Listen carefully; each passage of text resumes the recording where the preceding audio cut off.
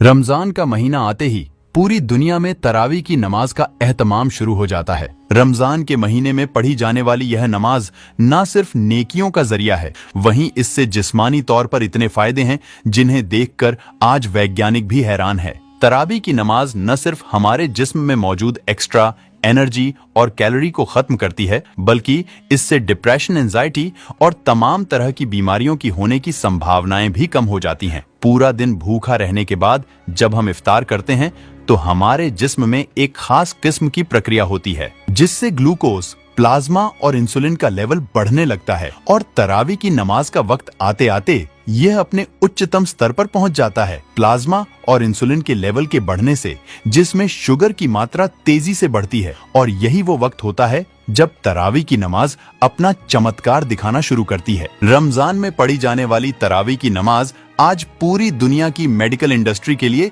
शोध का विषय बन चुकी है। वैज्ञानिक भी हैरान है कि इफ्तारी के बाद अदा की जाने वाली इस नमाज की इतनी सटीक टाइमिंग कैसे तय की गई, क्योंकि यह न सिर्फ इंसान की मेटाबॉलिक हेल्थ को सुधारती है, बल्कि इससे इतने फायदे हैं कि उन्हें किसी एक किताब में बयान नहीं किया जा सकता। अमेरिका के मशहूर डॉक्टर हर्बर्ट बेंसन के मुताबिक तरावी की नमाज न सिर्फ मेंटल हेल्थ को बेहतर रखती है, बल्कि यह डिप्रेशन और तमाम जहनी बीमारियों से बचाती है। उन्होंने कहा कि कुरान की आयतों के दोहराने से न सिर्फ हाफिजा मजबूत होता है, बल्कि यह दिमागी सुकून के लिए असरदार है। उन्होंने इस प्रक्रिया को रिलैक्सेशन रिस्पॉन्स का नाम दिया। डॉक्टर हर्बर्ट बेंसन अमेरिका की हार्वर्ड यूनिवर्सिटी के सबसे बेहतरीन शोधकर्ताओं में से थे। उनकी लिखी किताबें आज पूरी मेडिकल इंडस्ट्री में पढ़ी जाती हैं। डॉक्टर बेंसन ने तो यहाँ तक कह दिया कि अल्लाह के जिक्र से ज्यादा कोई चीज दिमाग को सुकून नहीं पहुंचा सकती। वह दुनिया के पहले वैज्ञानिक थे जिन्होंने साबित किया